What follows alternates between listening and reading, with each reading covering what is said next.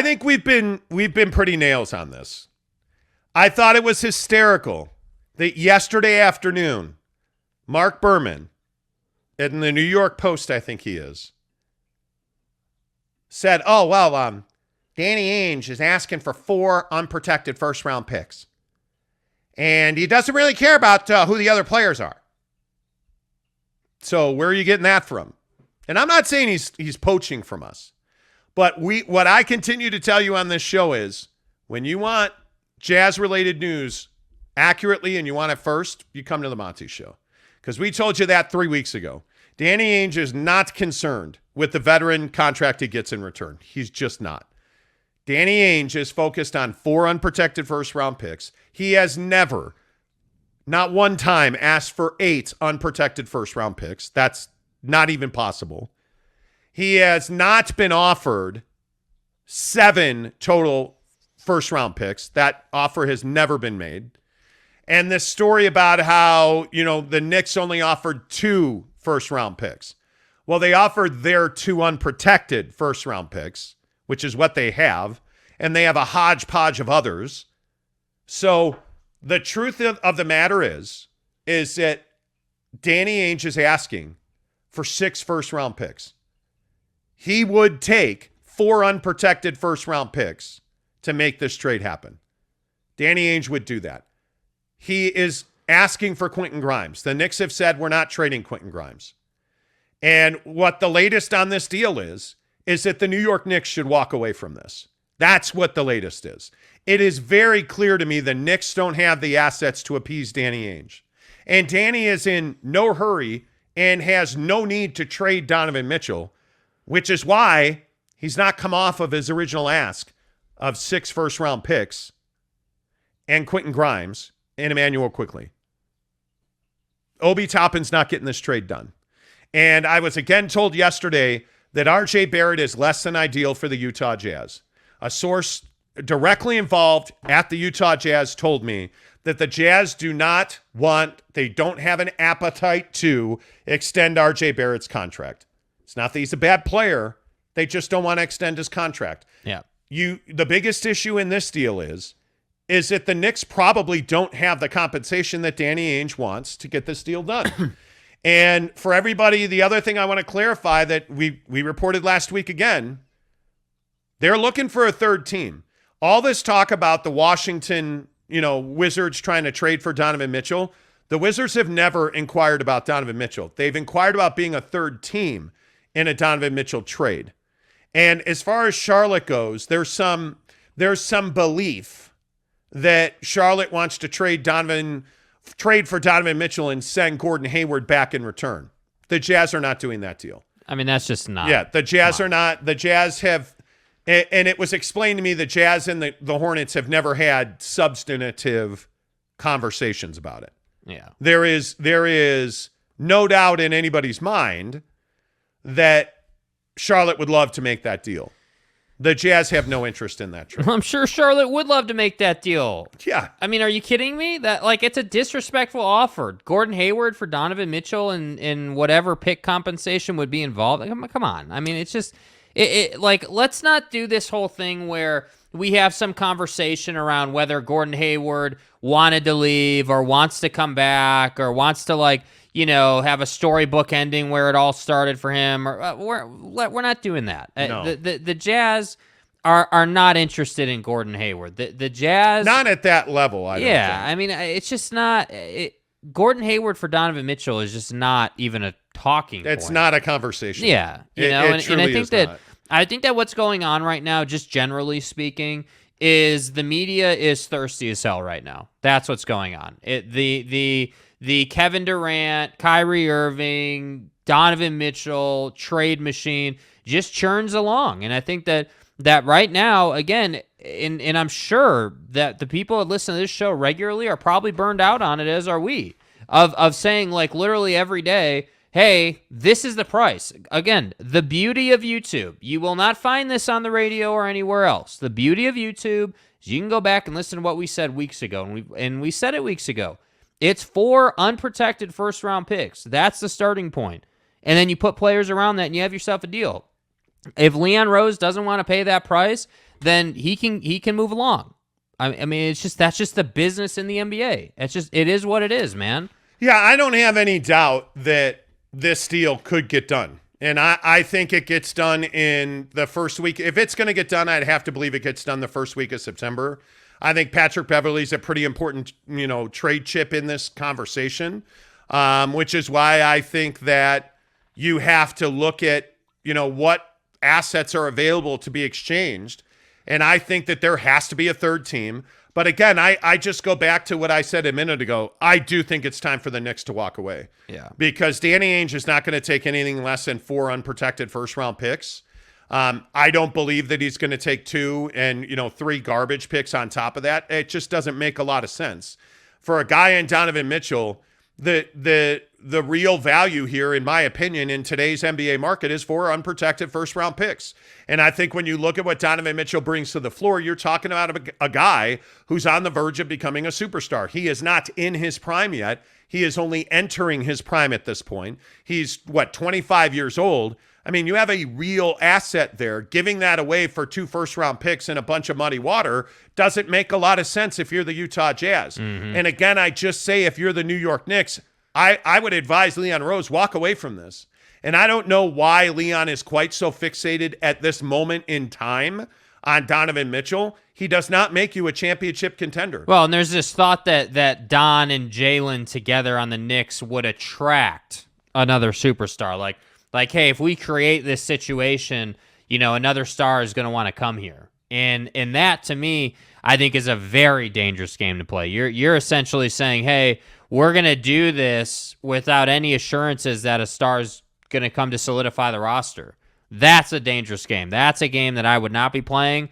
I would not be doing hey, we're going to sign or trade for Don and give up all these assets in the hopes that Kevin Durant comes and joins the squad or whoever that player is. So I say, I just think that you can't force things in business. If it's not, if you're not that close, if you're at 2 unprotected picks and the price is 4, you're halfway to where you need to be. Like, I just want to put that into perspective. You are halfway to what the asking price is, and that's just not enough. Whether you think Don is worth 4 unprotected or he's not, the truth is, it doesn't matter what his stats say or what you think he's worth. What matters is what Danny Ainge is asking for.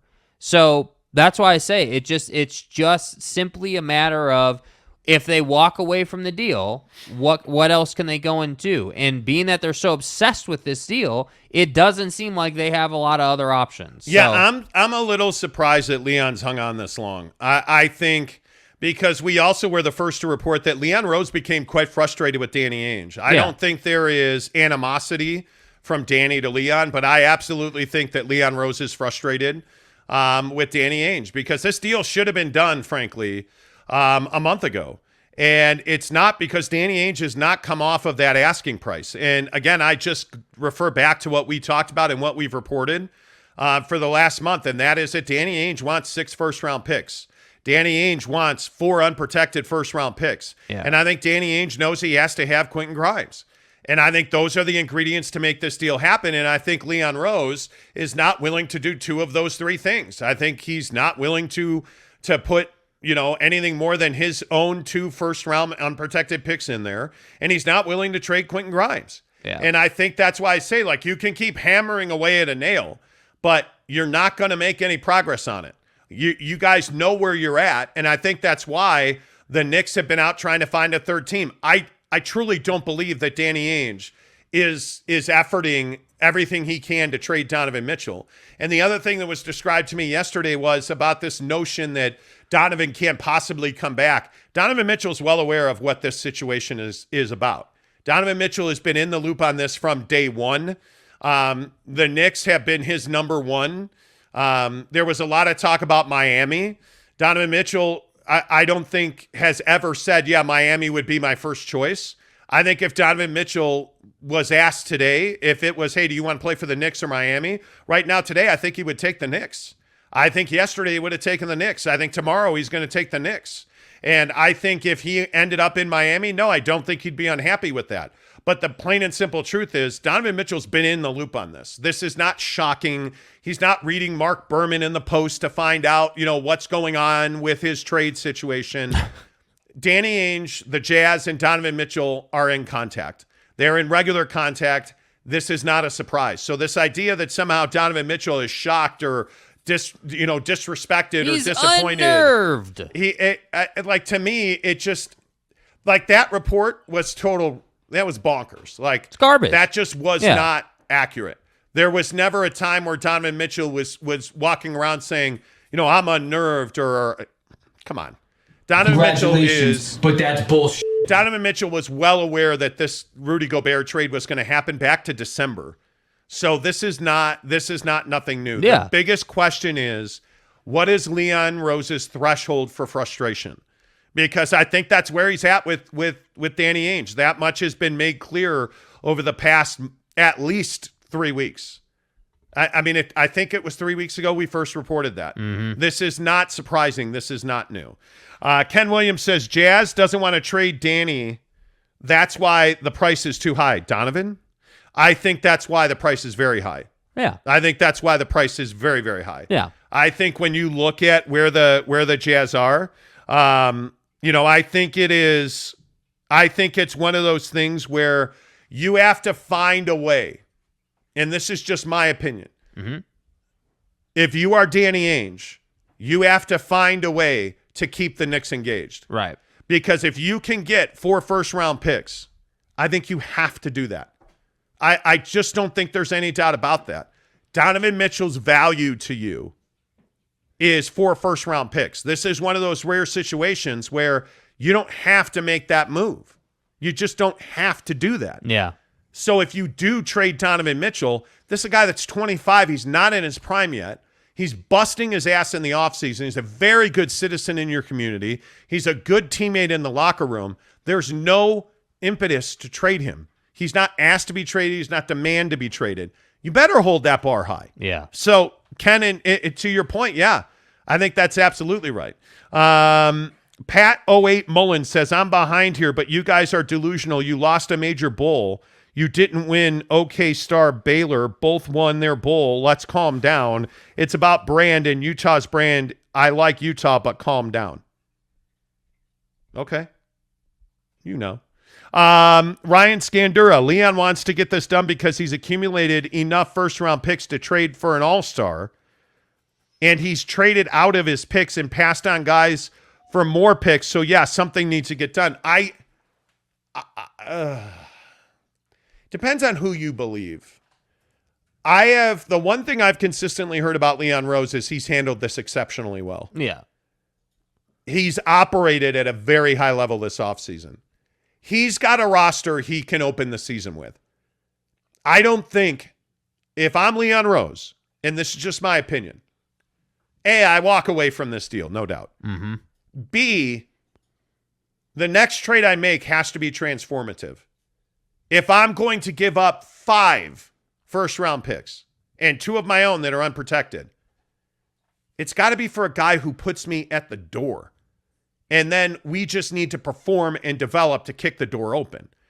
Donovan Mitchell doesn't put you at the top of the Eastern Conference. Facts. He doesn't. Does Kevin Durant put you at the top of the Eastern Conference? Certainly. Certainly he does. But at this point, Kevin Durant's not available to you. Donovan Mitchell's available to you. If you trade 5 first-round picks, you're done. Yeah. It doesn't make any sense. The money doesn't make any sense. The picks don't make any sense. The return doesn't make any sense. It's very difficult to justify this. That's why, this whole nonsense about, hey, 8 first-round picks. Danny Ainge has never asked for 8 first-round picks. You're casual. It's so out of left field, the reporting on that. Is so out of left field. This reporting that they haven't talked in weeks is so out of left field. It's just not. And again, I'm not telling you what we know or how right we are, but I just ask you to go back and evaluate our truthfulness on our reporting. Evaluate the accuracy of our reporting since December on the Jazz.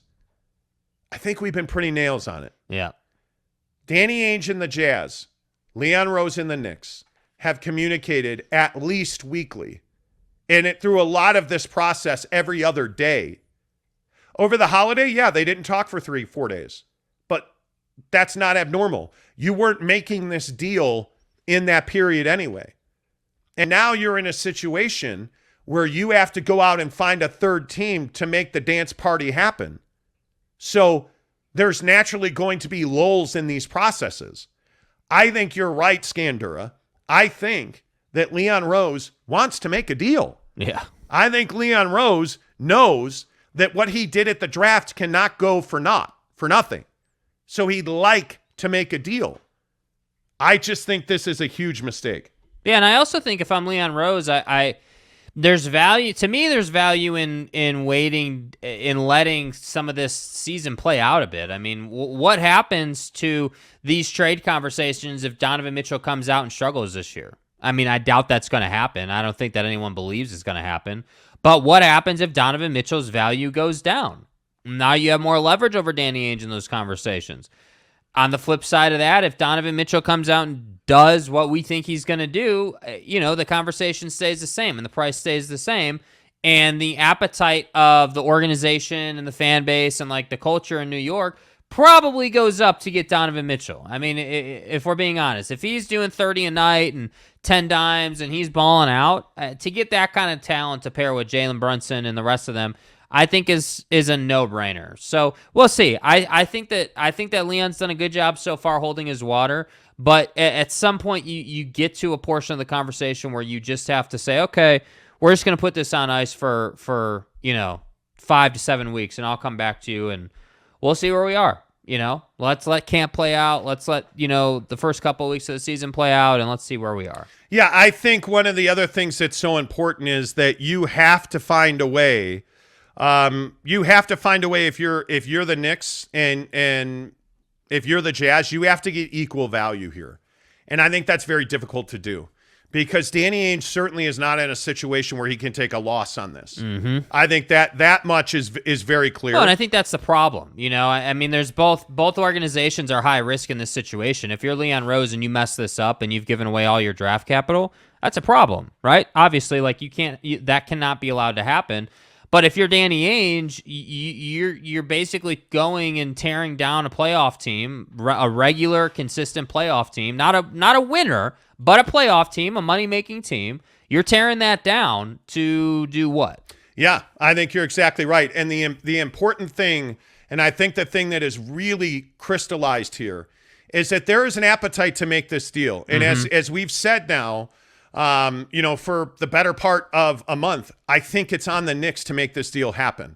I think I've been told by our sources at the Jazz very clearly, Danny's open for business on Donovan Mitchell in one sense, to the New York Knicks, for one team, to the New York Knicks, for 4 unprotected first-round picks and a package of players. And again, I would just caution you, when you're in the Knicks position here, this deal cannot go south. It cannot be a deal that you quote unquote lose. And I think that's part of the issue that makes it so difficult for Leon Rose, the boss of the Knicks, to make this deal happen, to satiate the appetite of a fan base.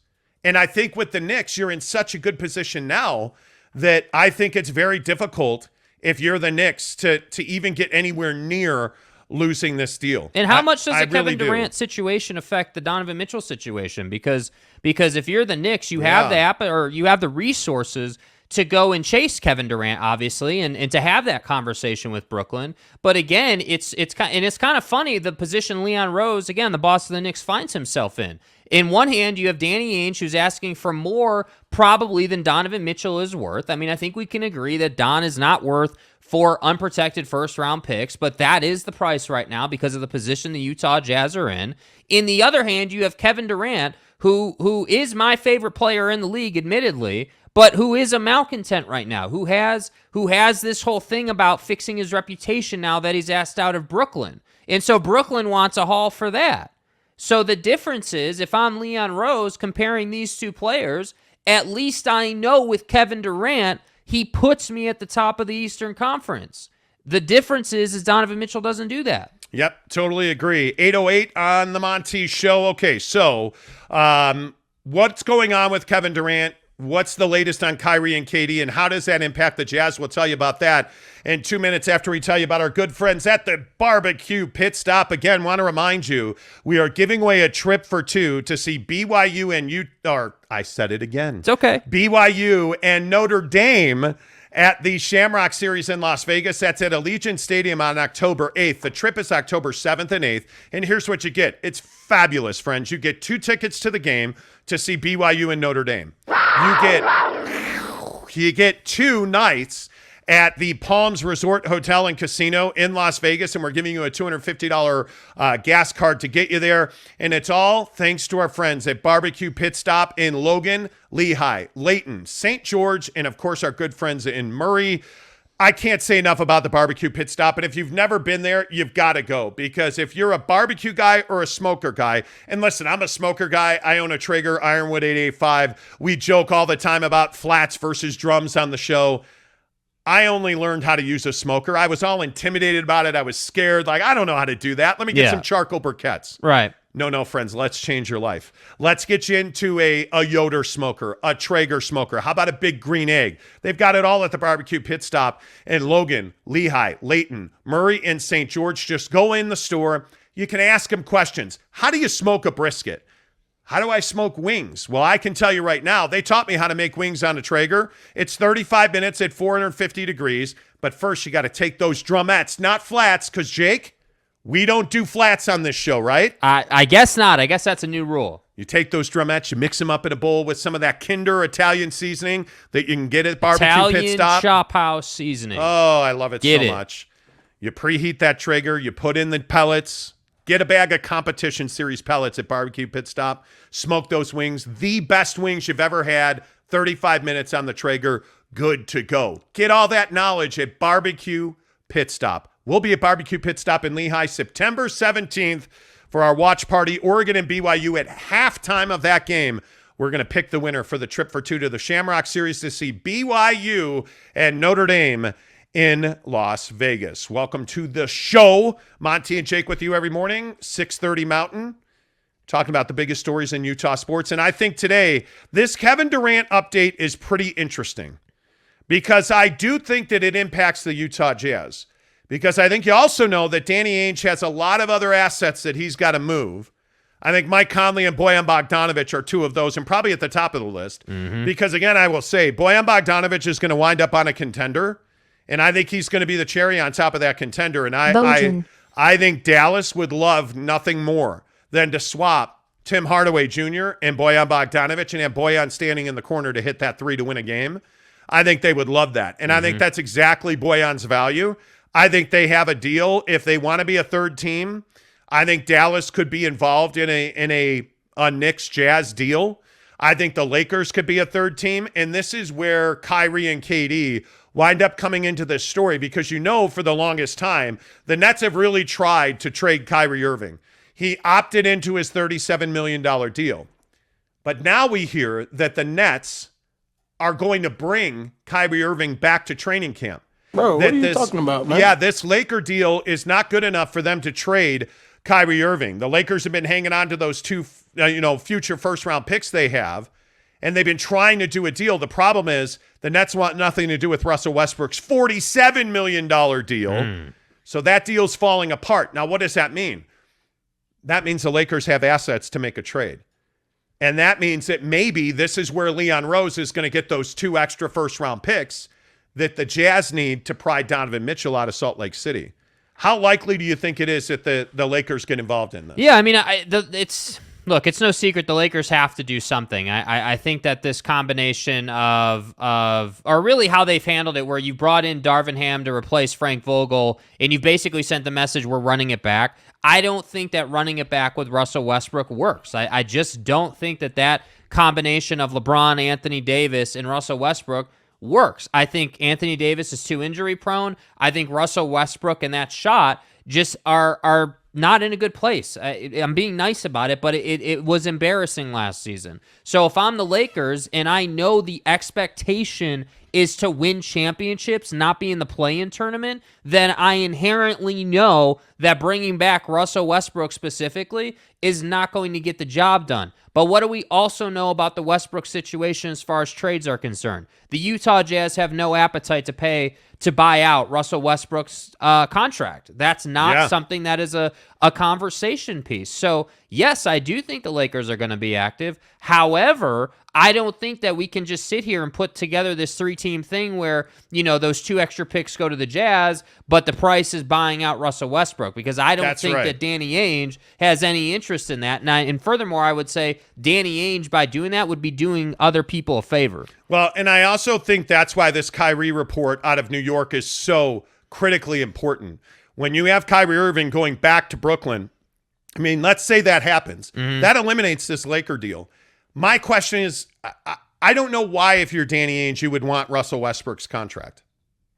That doesn't make sense to me. Well, I think the conversation is, how bad do you want those 2 extra picks? And frankly, how bad do you want to trade Donovan Mitchell, which we just said 5 minutes ago. He's not desperate to trade Donovan Mitchell, and that's why I say, I agree. When we're talking about money, whether it's the Utah Jazz or the Los Angeles Lakers, you can't continue to make bad financial decision after bad financial decision and think that that's going to put you in a good place as far as draft picks and future trades are concerned. So that's why I say, I don't think that it's fair to expect Danny Ainge to do anybody any favors. And I really do believe in my heart that buying out the Russell Westbrook contract to get a Don deal done is doing someone a favor. Like, I think right now with the roster you have in Utah, you could be a contending team pretty easily with a couple of these other trades we've talked about. The Conley trade, the Bogdanovich trade. Like, you could be good enough not to be a bottom dweller, and I think Danny's well aware of that. Yeah, we'll see. I think it's going to be very interesting to see how this whole Donovan Mitchell saga ends up,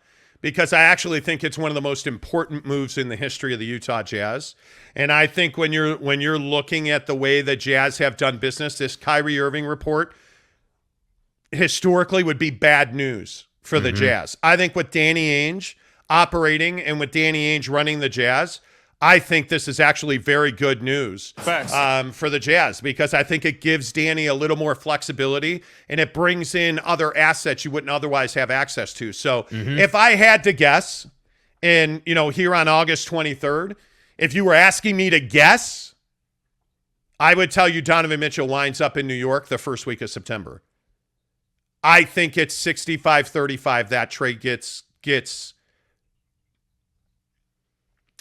I think the right way to say that is I'd put it at 65-35 that Donovan goes to camp with the Jazz. I think that 35% is growing daily, because you just feel the momentum. And this Nets situation, as implausible as it seemed 2 weeks ago, it seems like Kevin Durant and Kyrie Irving are ultimately going to end up back in Brooklyn. And it seems like ultimately that Kevin Durant isn't going to have his trade prayers answered. And I think that has a huge impact on the Jazz, because they have a lot of picks, they have a lot of assets, and they've got 3 players that are in high demand around the league. And you've also got Mike Conley, who I think can get you a pick as part of a package of players. Because I also still maintain that the Atlanta Hawks have to make a deal. Right. I also still maintain the Toronto Raptors will make a deal. I want to make sure that we're all on the same page about the value of these picks to Danny Ainge, though. The value of the picks is not to go and make some noise in the draft. I want to make sure we're all on the same page about that. I would agree with that. The value of the picks is to go and make other deals that bring you back to being that 45, 50 win team as fast as possible. So I don't want people out there who are listening to the show right now thinking, hey, well, we're just trying to acquire all these picks so that we can go out and draft guys and be in like a 5-year rebuild. There's a very good chance that you're going to be bad for 2 years, in my opinion. If you trade Donovan, you trade Conley and Bogdanovich. If you trade these guys and you bring in draft capital, yeah, you're not going to be the same team you were. That's is without question. Yeah. But I do think because it's Danny Ainge and because of his track record, taking all those picks, you can transform that and turn yourself back into that 45, 50 win, top 5 Western Conference team very quickly. And I think if I'm a Jazz fan, that's what I'm excited about. All right, let's get some of your comments in here. M. Morris on the Jazz and the Knicks. He says media fans will kill the Knicks if Mitchell doesn't happen. I don't know that they will. Well, because I think what you're starting to see is Leon Rose is letting a little bit out. Mm-hmm. He's putting a little bit out in the media because I think he knows that he's made what he feels like is a really good offer to Danny Ainge, who just simply hasn't accepted it. And the idea that you're going to send Danny 2 first-round unprotected picks and, 3 other picks to go with that and, a package of players that includes Obi Toppin, Leon Rose values that highly. Danny Ainge doesn't value that at all. And I think that's how trades happen. Right? One guy's got to give in. And it's going to be interesting to see who it is. And I think that's why Leon Rose is telling the media what's going on. Well, Danny Ainge has never been the I'm going to give in guy either. Yeah. In fact, he's notorious for not. Morris also says 8 picks is so they can feel good with 4. I don't think Danny's ever gone to Leon Rose and said, give me 8 first-round picks.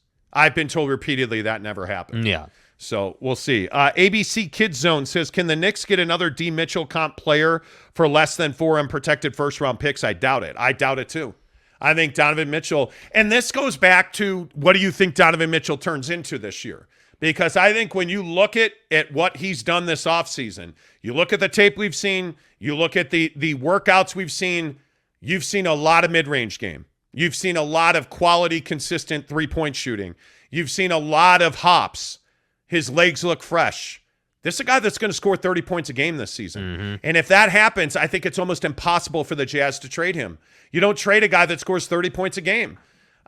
This is Bradley Beal in Washington. You don't trade the best offensive players in the league. And if Don's scoring 30 points a game, he's certainly top 7 and arguably top 5.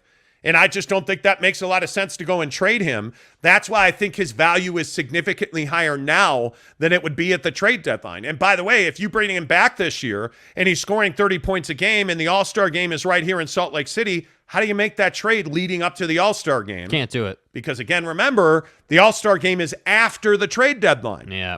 So it makes it quite awkward from a PR perspective for the Jazz to make that move. Well, and I think if you're Leon Rose, doesn't, and desperation is probably the wrong word, but doesn't your desire to get this deal done now go way up with that in mind? I mean, again, like if the price, because this is the problem. If we go back really quick and we think about Danny Ainge got that haul for Rudy Gobert, that wrecked the trade market and the value for guys. I so agree. That's where all of this kind of started. So now you get the Rudy Gobert deal done, the Kevin Durant stuff comes out, then the Knicks stuff starts happening. So if you're Leon Rose, your timing, again, with all due respect, wasn't great. It would have been nice for you to be in the news cycle and to be having this conversation well before that Gobert deal went down, because I think then Donovan's price would have been much lower. But everything is shifted in Danny's favor. Hey, I got this for Gobert. By the way, I don't want to trade Don, so why would I acquiesce? Why would I compromise? And that's why I think it's a gridlock. That's why I think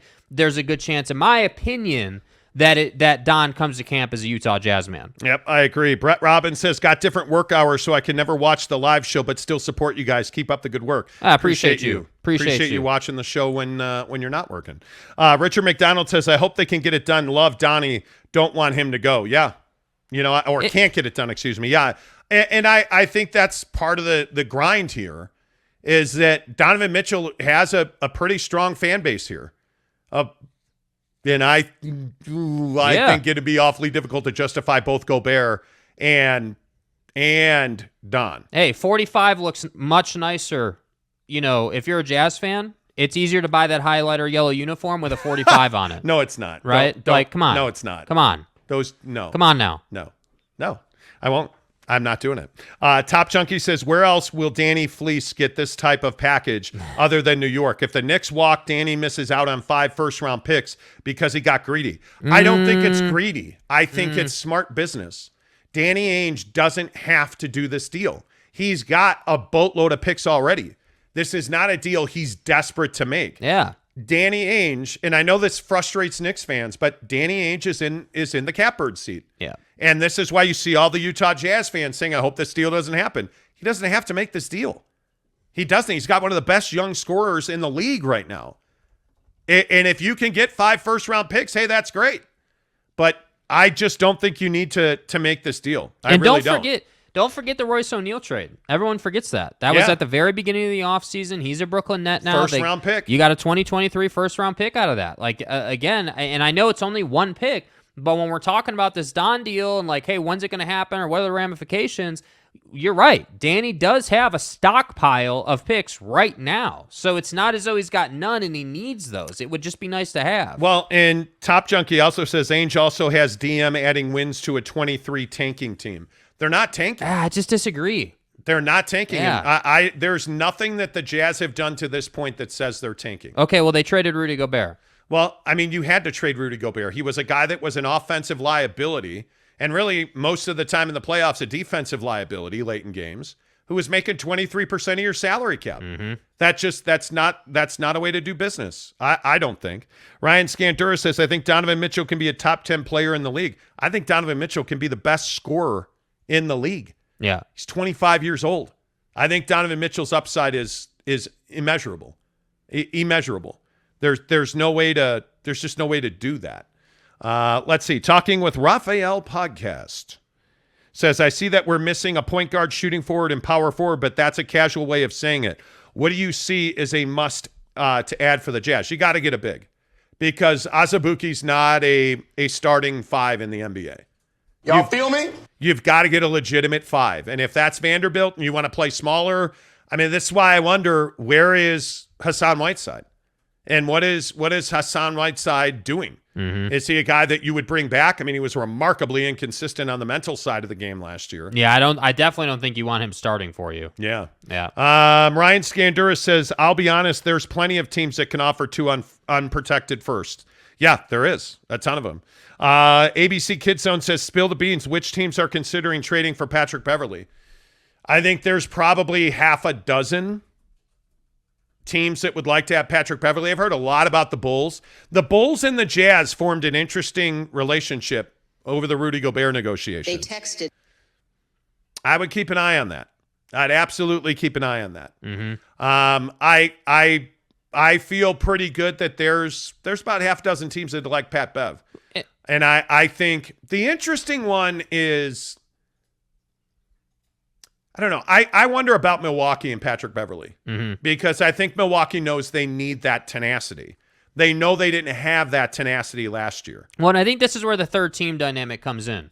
You know, that Patrick Beverly is a guy who obviously is he's like PJ Tucker, 1-year deals, and I want to bounce around, and I just want to consistently be on a team that's playing for a championship. That's all I care about. I don't care about the 18-year deal that's worth $1 billion. I just want 1-year deals that are worth fair valuation so I can play meaningful basketball. And the other team I'd watch is Philadelphia. I think Philadelphia is a very quiet operating team, under the radar, behind the scenes. Mm-hmm. And I think Philadelphia is, I think that's a guy I'd watch. Yeah, that's a team I'd watch for a guy like Patrick Beverly. Marlon Shaw says, if they do the deal, I hope it's with the Knicks. Give the Knicks history. We don't have to worry about it coming back to bite us in the backside. Wow. That hurts. I mean, I think that, so this conversation around if the deal goes down and it is executed, how will 3 years from now, will we look back at this deal? Will we say, hey, this right here on, let's call it September 3rd or whenever the deal goes down, on that day when the deal goes down, how will Utah Jazz fans and people like us look back on that trade? Will we say, hey, the day that Donovan Mitchell got traded, that was day one of this rise to NBA championship level? Will we be able to look back and say that? Or will we look back and say, that was the beginning of the end, this has been a bad team, and even though, the Utah Jazz did some nice things, like with the TV deal, let's say, or any of those other conversations, like with their jerseys, let's say, anything besides basketball, they've done some nice things, they're still just the Utah Jazz. They're a bad team, and it just is what it is. How will it be remembered? I'm curious about that. Yeah. History usually is unkind to one of the two. Yeah. So it'll be interesting to see. Ryan Scandura says Pat Bev to the Bulls would be interesting. They have way too many guards already. Well, I think the Bulls also know that they're trying to reshape their, the bottom half of their roster. They're trying to find, Andre Drummond's an interesting ad for the Bulls. I mean, and I know we talk a ton of NBA on the show, and he's a guy that's come up more than once. Andre Drummond's a guy that had 3-4 different offers. He chose Chicago. Mm-hmm. And I think it's interesting to see the culture and the desire to play defensive basketball again in Chicago, because they have all the offense you need. The question is, if you replace any of their second guards off the bench with Patrick Beverly, how much better are you? If you replace an Alex Caruso with a Patrick Beverly, how much better are you? Yeah, I mean, I think, if I'm just being honest, all jokes aside about Alex Caruso, like, I think you're improving. I think You're Beverly, better. Yeah, I mean, I just don't think you can doubt that. Pat Beverly, the thing with Pat Bev is he has the experience. Like, he has the ability to go and break Devin Booker's nose in the playoff and not get ejected for it. Like, he has the ability to be a problem for Kevin Durant. Like, he can do these things and be that pest. He's the guy you want on your team, but you hate if he's on the other team. Absolutely. So I think that's the greatness of Pat Bev, and he's cheap and he's non-committal. So I don't know. I think he's the guy. If I'm the Utah Jazz, he's not going to be on this team. I'm going to leverage Pat Bev and his ability in the league, and I'm going to go out and try to find either another trade partner or a third team to get the Don deal done. That's what you use him for. Jake, Hullabilly says he's leaving and he's moving to New York on September 3rd. Damn. Come on, man. Jackson Heaton says, with all the uncertainty around the Jazz right now, I'm glad we have Danny and Ryan steering the ship. We just got to trust them. They have a plan, and they aren't stupid. See, how much do you trust them? That. How much do you trust? I agree with it. I agree. But I think it's a very fair question with the jersey rollout and the TV situation. Where are you guys at on as far as the trust level with Ryan Smith? I mean, do you believe that Ryan Smith is going to make a difference? Do you believe that this is just another owner? Like, where are you guys at? I trust Ryan Smith. I'm a little disappointed in the TV deal, and if you buy that they were locked in contractually, or okay, cool.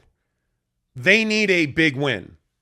They need a big win right now, and I think they know that. This All-Star game has the potential to be that big win. Yeah. Is it less of a win if Don's not there? Not necessarily.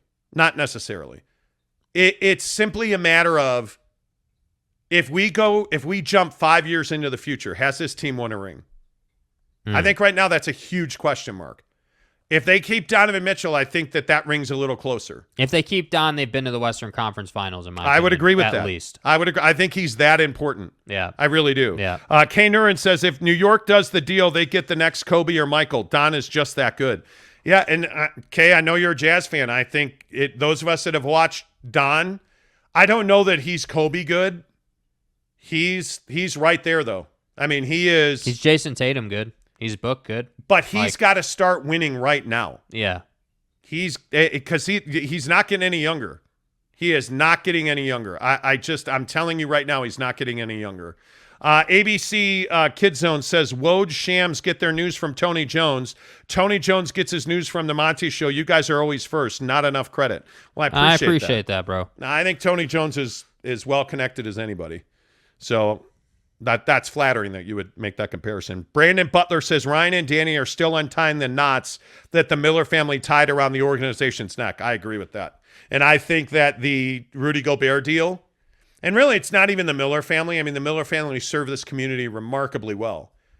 The Dennis Lindsay knots are tough to unwind. Yeah. Like they are, I mean, you're paying for that in a lot of different ways. Yeah. A lot. Brett Robbins' final comment on this says, I trust Danny Ainge.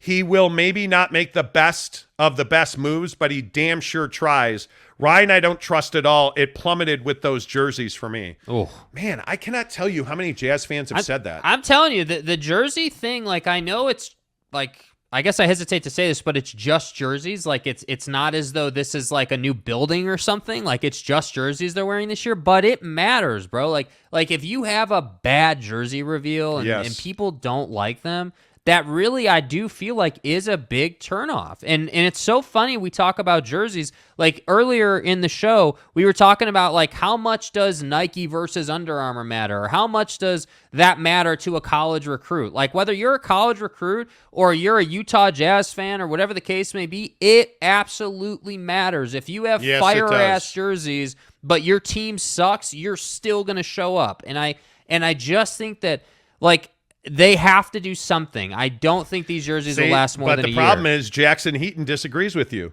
He says jerseys are low-key fire. And this is the thing. My guy Caleb. Yeah. My guy Caleb loves those yellow jerseys. He's the guy that he was at Summer League with that yellow hat on. Who's commenter's name? Jackson Heaton. Jackson, I mean, what is your favorite colorway of the new one? Is it, because out of the three, if I had to pick, I would definitely be going with the black ones. I like the black ones to me are the best out of the three. I think the white jersey looks like a practice jersey. Yeah. I think it looks like a G League jersey. And I think the yellow one has some value. I think the yellow one depends on the floor design. And I want to let's leave the purple out of this. Yeah. Please leave the purple by far. Right? Okay, great. We can all agree. We all agree on that.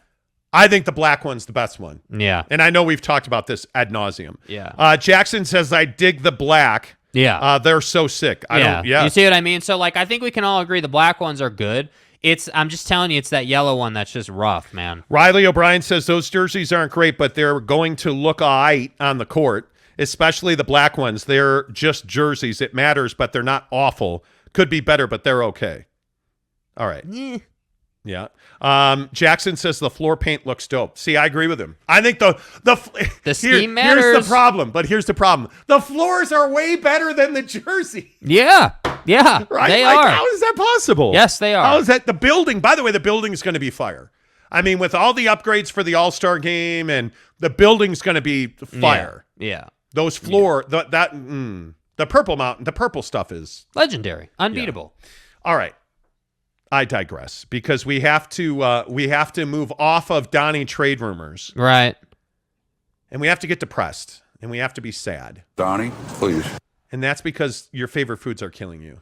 It's really despicable.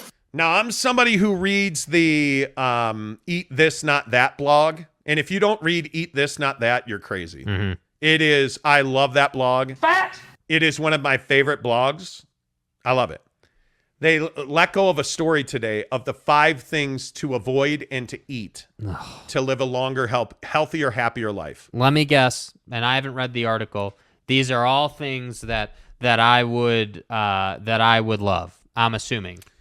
The things that are killing you are absolutely things that are killing you. And I can only tell you, the one that hurts me, and it hurts me so deeply. Right. Like it cuts through all of this fat and, deep into my core. And I wish they'd just give me some lipo while they're cutting through all that. But anyway, the point is apple pie. What? Is atop the list. Come on, dude. Apple pie is atop the list. Costco apple pie is by far my favorite dessert, and the only thing that tops Costco apple pie is butter cake at Mastro's Ocean Club, dude. Apple pie, it's killer that it's, man, that sucks. It is. Mrs. Monty, good morning to you, as I must. That was one of the top things on the list, apple pie? To avoid, yes. Apple pie is one of the, and believe it or not. What number is this? Believe it or not. Well, they group them all together of the things you should avoid. Here are the things you should avoid. Number 4 is ultra processed foods. Well, duh. And number 1 on the ultra processed foods list is apple pie. Fat. It's terrible. Dang. They say ultra processed food include French fries, corn chips, rather than vegetable corn, and apple pie. Unfortunately, ultra-processed foods like apple pie are abundant at the grocery store and restaurants, but they don't have to be fully eliminated to maintain a healthy diet. Try indulging in 1 serving per meal. I'm wondering if it's the way that they're making, because I could make an apple pie at home, and I wouldn't say that it's the worst thing in the world. Nobody does that. Nobody does that. Nobody does that. And you by go the way, to Costco and you watch them pour like bags and pounds of sugar into the apple mixture that essentially eliminates any of the value that the apples bring. Y'all Come on. Yeah. Can we just redefine serving size? Healthy, but it does clearly say there that they only want you to have 1 serving. So can 1 serving just be the whole thing? Is that okay? Can we just say 1 serving of apple pie is the entire is that apple okay? pie? Is that all right? Can we do that? Yeah. No. Come on. Absolutely not. Okay, so apple pie. What's the next item on the list? The next item on the list that you should avoid is alcohol. It says that alcohol guts your metabolism system. in your body. It completely brings your metabolism to a halt. People who misuse alcohol also have an increased risk of heart disease, stroke, sleep disorder, and certain cancers. Yeah. Alcohol impacts several components of the metabolic process, which guts the American guidelines for dietary health. That's cute. I remember when I had my first beer. I remember my first beer too, and I hated it, and I still hate beer. But you're a wine drinker. I like to have a cocktail or a glass of wine. Yes, really, I haven't been drinking hardly at all. You haven't been. You really have. And I'll give you. And what's happened though? If we're truth telling, and if you follow Mrs. Monty on Twitter, which you see there at Mrs. Monty Show, what's happened to you now that you've been drinking far less? Well, you've thinned out pretty substantially. Right? I would not attribute that to not. I didn't drink that much anyways. So attribute that to not drinking alcohol. Part of it. Isn't it part of it? I think I could have drank a lot more calories if I had, I never was a heavy drinker. So I think when we get it, we have a hot tub, a custom built hot tub, and you get in there and you have like a mixed drink. Yeah. Not only are you getting the alcohol, but you're getting the cranberry juice, the strawberry juice. What are you getting? A couple hundred calories out of that, probably. Oh yeah, but it's all a mixed drink. Liquid. It's liquid and it's full of sugar. Yeah. By the way, we were at Harmon's the other day with this Pepsi product. It is nitro soda. Yeah, it's what do they call it? Like soda from the tap. That like it comes out of a tap and they put it in a can. Yeah. 62 grams of sugar. In one can of soda, bro. 62 grams. And that's what I'm saying. Sugar. Soda, man, cutting out soda is one of the best things you can do. Yeah, yeah. By the way, one of the other foods, not to interrupt you, Mrs. Monty, but one of the other foods they say you must eliminate, potato chips. Come on. Like, aren't these all our favorite things? There's what did I say the other thing was? French fries. Dang. Yeah. I love Ruffles. French fries. I was reading an article about French fries, and when you have to use such a high heat, it's the same thing for meats. But when you have to use a high heat, it creates like a chemical that's really not good for you. It's a carcinogen. Look at you, Mrs. Monty, you genius. One of the things on this list: well done red meat.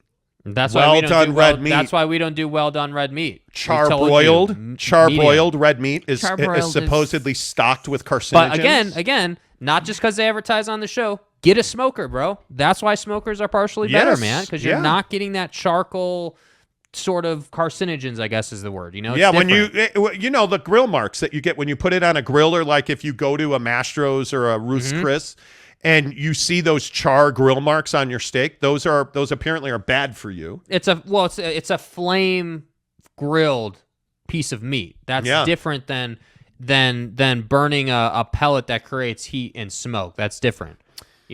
So either way though. I just love all these foods. Yeah. Anyway, so we love all these foods, and they're killing us. They're killing. You can double down on the bad by like getting a McDonald's apple pie, because they it's not only full of sugar and fat, like they deep fry. But what did you say, Jake, this morning? Somebody introduced like a new French toast stick. Oh yeah, Wendy's is on a full marketing campaign about how they've rolled out French toast sticks as part of their breakfast menu, and I'm just here to tell you, I'm never getting French toast sticks. But dude, I gotta tell you, I get French toast sticks every time I go to McDonald's in the form of a McGriddle.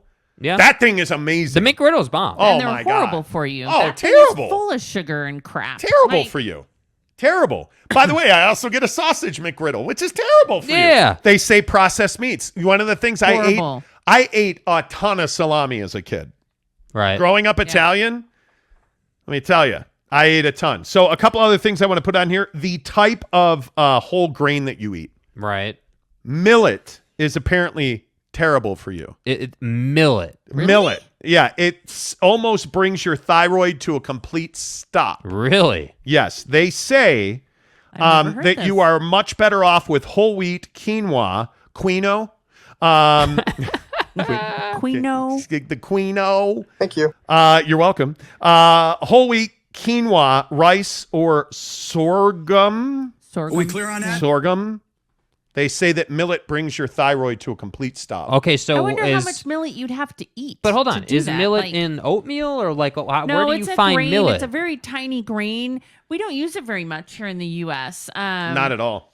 Yeah. It is. It says that it damages your thyroid function, and also it apparently brings on iodine deficiency. Millet is one of the worst foods that zaps your system of iodine. Jeez. I've never heard this. Yeah, it's crazy. By the way, to just ruin your day a little more with this story. Right, yeah. Okay. I mean, just torpedo your happiness. Right. The number one food you should avoid. Does anybody want to take a guess? The number one food that you should avoid to live a longer, healthier life? I mean, it's got to have something with sugar or... Ooh. I mean... I'm going to say bacon. Wrong. Oh, I love bacon. I love bacon, too. I don't eat bacon Well, anymore. the only thing we haven't really talked about would be like candy bars or Ding! Yeah. candy. Candy. It may not be a shock that candy isn't helping our health, Yeah. but even more devastating side effects of excess candy consumption include cardiometabolic syndrome and added sugars, namely those above 50 grams a day. I'm screwed. So if you eat more than 50 grams a day of added sugar, specifically confection sugar, so they talk about candy, but they also mention baked goods, donuts, anything more than 50 grams a day. 1 can of Pepsi Nitro. Yeah. 63 But grams. is that that Yes. the same though? Is Yeah. it, is Oh, that, yeah. It's the same. Yeah, it's essentially there was a documentary some days ago that we used to watch way back in the day, where they went inside of a I think it was a Coca-Cola bottling, like a soda making plant. Yeah. And it's literally just a huge canister of sugar above No kidding. a big vat. Yeah. It's dude, it's gnar. No. It is absolutely I'm telling you, gnar. drinking your calories is rough, man. You can't do it. Like, you got to avoid it. All right, so today is National Cheap Flight Day. Right. So Hey-o. before we bail out of here today, are you an airline snob? Because I got to tell you, I'm not the guy that's out looking for airline deals. Uh-huh. Why is that? Because, like, we're going to Hawaii. What are you looking at on your phone, Mrs. Monty? You look rather compelled. Oh, I'm sorry. She just looked like, hey, I'm holding my phone. Come over and ask me what I'm looking at. We're going to Hawaii in 2 weeks. Right. And actually, geez, you guys, I know. it's a week from Friday. I know, dude. I'm red. I know. Come on, let's Yeah, go. by the way, how ready are we? Oh, incredibly so ready. ready. Incredibly Oh, ready. By man. the way, we're doing shows in Hawaii, so I don't want comments about how we're taking 2 weeks off, because we're not. We're not. We're doing shows while we're in Hawaii. Yes. But we're flying to Hawaii. My sister-in-law, Britt's sister, is getting married. Yeah. And then, so we're going to spend a week on Kona, and then we're doing 5 days on Maui. Hell yeah. And we're flying first class on Delta. Hell yeah. Now, listen, I'm better than you. I'm Well, better looking. we. Yeah, me and Mrs. Monty are better That's than... not very nice. That's not very nice. It's rough and Tough crowd today. Anyway. No, I'm kidding. So we're flying first class on Delta. Right. Yes. Yeah. And we had this discussion preparing for the show last night. Mm-hmm. Are you somebody that can lower yourself? Okay, like pick up the microphone. Are you somebody that can lower yourself down here to fly Southwest Airlines? Obviously I not. can for a short local flight.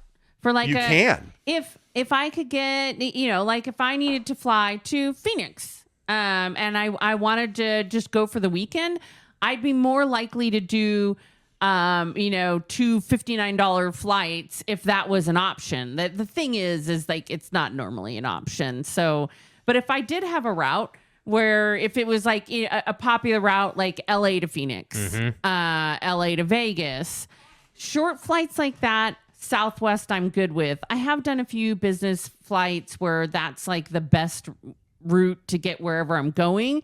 But overall, I'm not a huge Southwester. Mm-hmm. All right. Well, how about we tell you the ranking of the airlines that have the highest satisfaction score. Okay. Okay. The list, which was put out January 28th of this year, ranked the 9 largest U.S. airlines based on their performance across 7 categories: on time, canceled flights, extreme delays, tarmac waits longer than 2 hours, lost or mishandled luggage, and passengers being involuntarily bumped from flights. The worst ranking, Number 9, JetBlue.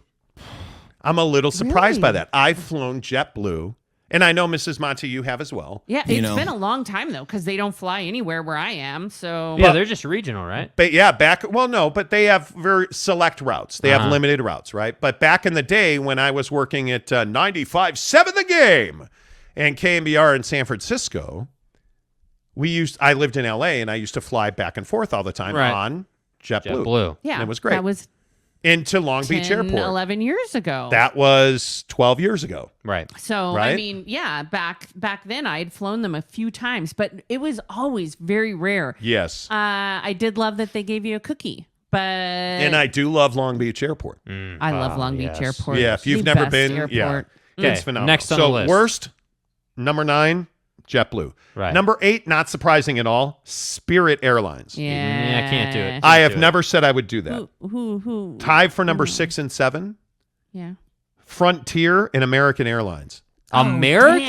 Damn, American Air. Can you Wow. believe that American Airlines, a major American carrier? That far down. Yeah. I wonder what it is. I mean, I have to think that a lot of this, you listed some of the criteria, but I have to think that a lot of it is just that consumer experience, man. Like, you know, the time that we're not allowed to talk about on YouTube because YouTube doesn't like letting us talk about it. With the mask and the stuff with in the your arm. mask and the stuff, really affected the airline. So clearly, Well, and they haven't recovered yet. yeah, and that's what I was going to say. Just like anything else in life, I'm guessing the big boys were able to sustain a little better than maybe American or JetBlue or, some of these other ones. So here are the 5 highest rated airlines Right. in the U.S. And this is shocking because I would never fly Allegiant. Nah.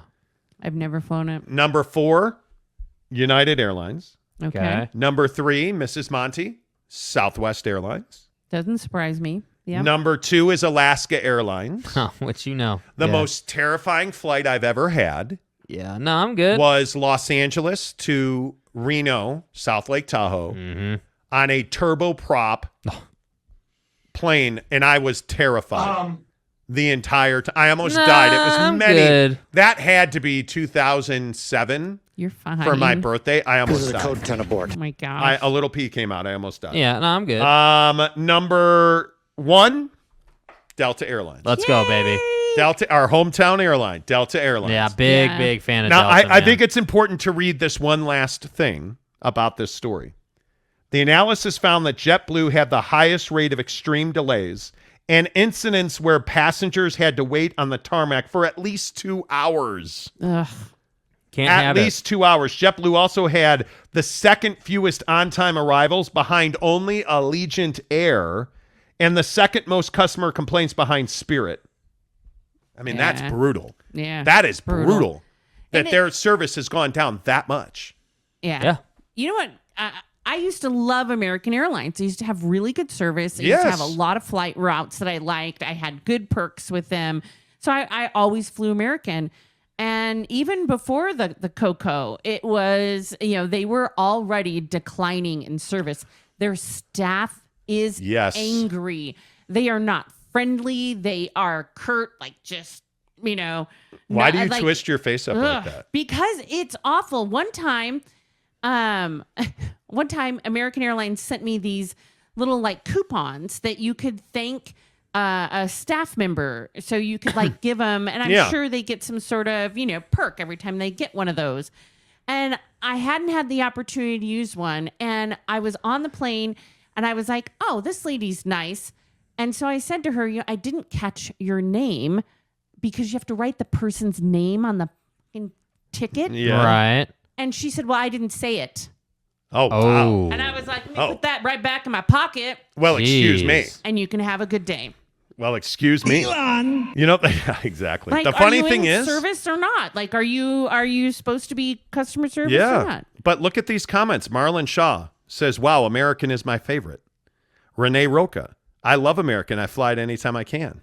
Renee also says Southwest is awesome if you don't want to sit with your travel partner and spend 8 hours waiting on people packing huge bags into the overhead. Yay. I agree with that. Kay Nurin says credit card points is how we do vacations. Yeah. Absolutely. Yep. Absolutely. But there's a lot of not respect for Southwest.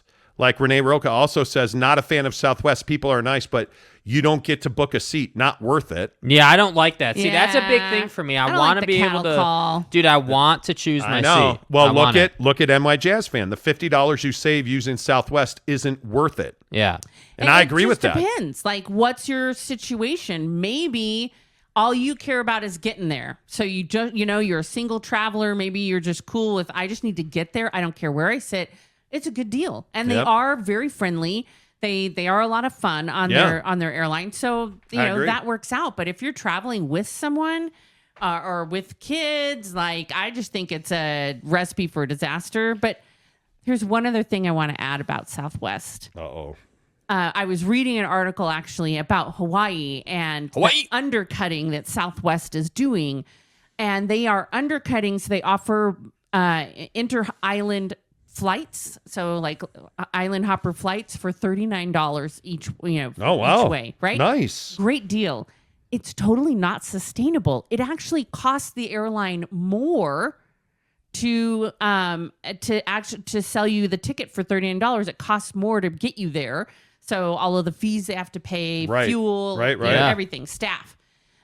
So essentially, one of the things that I read was that Southwest is hoping that you're going to pay the money to try and get your seat, because you can pay extra. Right? Yeah, you can pay more. You can pay extra to try and get that seat. And we usually do. We usually do pay extra to try and get to the A group. Yeah, because I am not sitting in the back of planes.